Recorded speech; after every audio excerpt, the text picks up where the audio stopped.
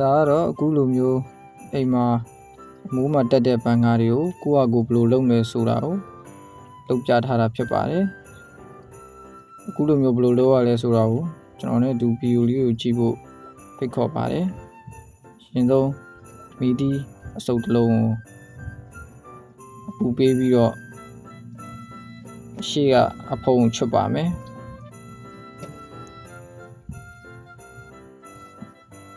ချွတ်လို့ရသွားရင်တော့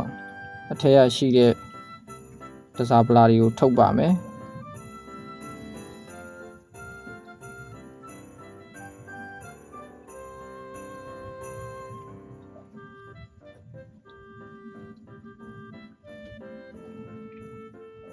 ပြီးရင်တော့ကျွန်တော်တို့တက်ဖယ်ထားပါမယ်ပြီးရင်တော့ကျွန်တော်တို့စကတ်ပြားတွေကိုလည်းဖယ်ထုတ်မှာဖြစ်ပါတယ်ပြီးရင်တော့ကျွန်တော်တို့အဝေးစုပ်လေးနဲ့ပေနေတဲ့ဟာလေးတွေကိုလည်းတန်ရှင်းလုပ်ပေးလိုက်ပါမယ်တန်ရှင်းလုပ်ပြီးသွားရင်တော့ကျွန်တော်တို့မော်တာတက်ဖို့အတွက်နည်းနည်းဂန်းလေးနဲ့အပေါက်ကိုနည်းနည်းချက်လိုက်ပါမယ်ဒါကတော့ကျွန်တော်တို့မော်တာထိုင်ဖို့အတွက်စကူစုပ်ဖို့အတွက်အပေါက်အသေးလေး2ပေါက်ဖောက်ဖို့လုပ်နေတာပါပြီးရင်တော့ကျွန်တော်တို့ဂန်းလေးနဲ့ထပ်ဖောက်လိုက်ပါမယ်ပြီးသွားရင်တော့ကျွန်တော်တို့12 volt DC မော်တာကိုတက်မှာဖြစ်ပါတယ်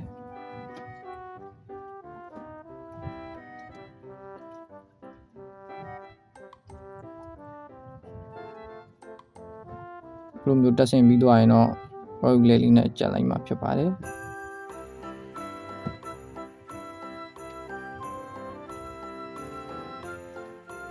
ဒါကတော့မော်တာတက်တဲ့ပုံစံပါပြီးသွားရင်တော့12 volt charging ကောင်းလေးတစ်ခုလိုပါမယ်ပြီးသွားရင်တော့အထက်ကစကတ်ပြားကိုယူမှာဖြစ်ပါတယ်ပြီးတော့တက်ကြိုးနှစ်စကိုဖြတ်လိုက်ပြီးတော့အခုဆိုရင်ကျွန်တော်တို့နောက်ထပ်တက်ကြိုးနှစ်စဟိုဘက်နှစ်စဒီဘက်နှစ်စတက်မှာဖြစ်ပါတယ်တစ်ဖက်မှာဝင်ဖြစ်ပြီးတော့တစ်ဖက်မှာအထွက်ဖြစ်ပါတယ်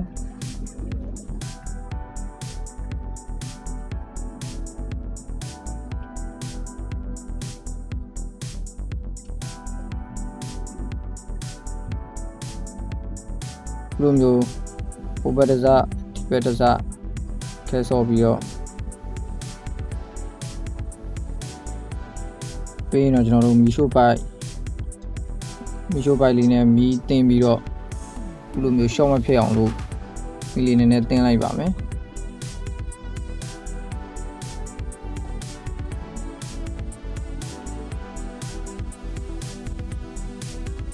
ခုလိုမျိုးလေးဖြစ်သွားရင်တော့ရပါပြီအဲတော့ကျွန်တော်တို့အထဲမှာထည့်ထိုင်မှာဖြစ်ပါတယ်ပြီးရင်တော့ကျွန်တော်တို့ကော်ရည်လေးနည်းနည်းထည့်ပြီးတော့ကတ်လိုက်မှာဖြစ်ပါတယ်ပြီးရင်တော့တကြိုးနှစ်စကိုမော်တာမှာထည့်ဆော်မှာဖြစ်ပါတယ်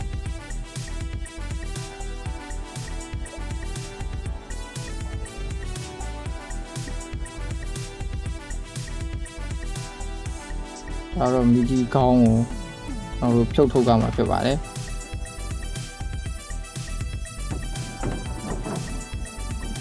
ပြီးရင်တော့အခုလိုပိုက်လုံးလေးတစ်လုံးလိုပါမယ်အခုလိုမျိုးလေးစုပ်ပြီးတော့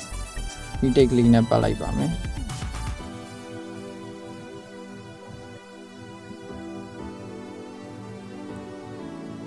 ပြီးရင်တော့ရှိရဲ့ထိတ်မှရှိတဲ့အပေါက်လေးတွေကိုမူလီချောင်းထည့်ပြီးတော့မှကျွန်တော်တို့ကြက်လိုက်ပါမယ်အောက်ကိုပြုတ်ကြမသွားအောင်လို့ပါ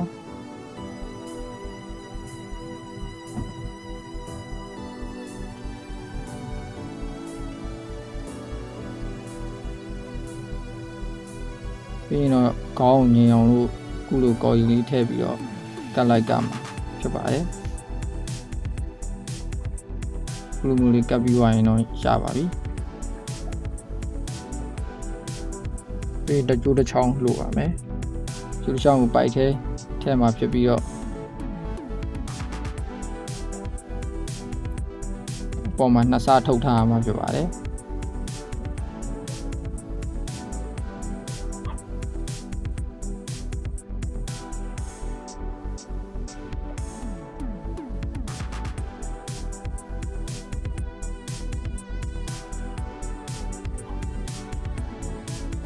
အခုဆိုရင်ကျိုးနဲ့စာကိုဆက်လိုက်မှာဖြစ်ပါတယ်ဒီလိုမီရှိုဘိုက်အသေးလေးတွေစိတ်ကွက်ထမှာလွယ်ကူရှာဝယ်လို့ရပါတယ်ပြီးရင်တော့မီလေးနဲ့တင်လိုက်ပါမယ်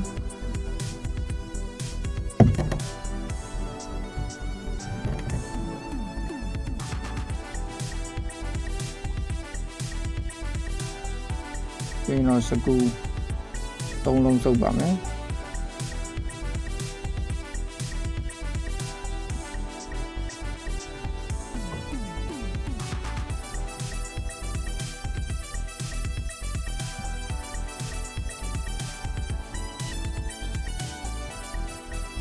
ဒါကတော့အိမ်မှာရှိတဲ့ဒီပန်ကအပြက်ကပန်ကပဲဖြစ်ပါတယ်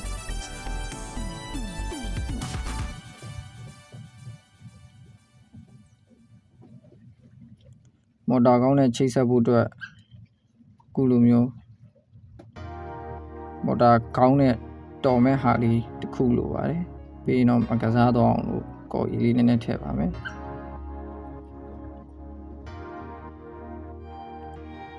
ကိုကို6ရက်တိထားမှာဖြစ်ပါတယ်ပြီးရင်တော့အပေါ်အဖုံးလေးတစ်ဖုံးလိုပါမယ်အဖုံးလေးကိုလည်းကော်တုပ်ပြီးတော့အခုလိုမျိုးလေးဆွလိုက်ကမှာဖြစ်ပါတယ်ကို6ရက်တိထားပြီးရင်တော့မော်တာကိုတက်မှာဖြစ်ပါတယ်